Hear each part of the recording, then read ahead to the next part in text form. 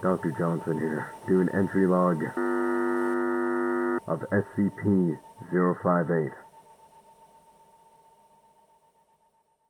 What is your name?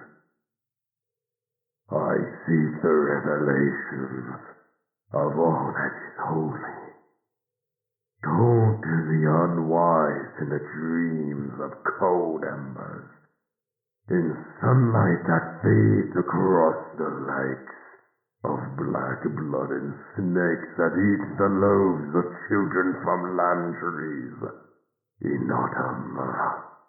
What is your name? And the suffering is the woe of ignorant men who never lack to seek the depths of their own hearts and only see wealth of poor world suffering to flay its own back in knife wounds of silver and brutal gladness.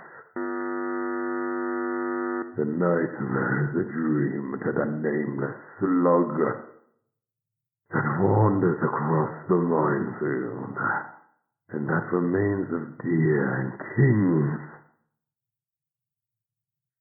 This is some creepy ass.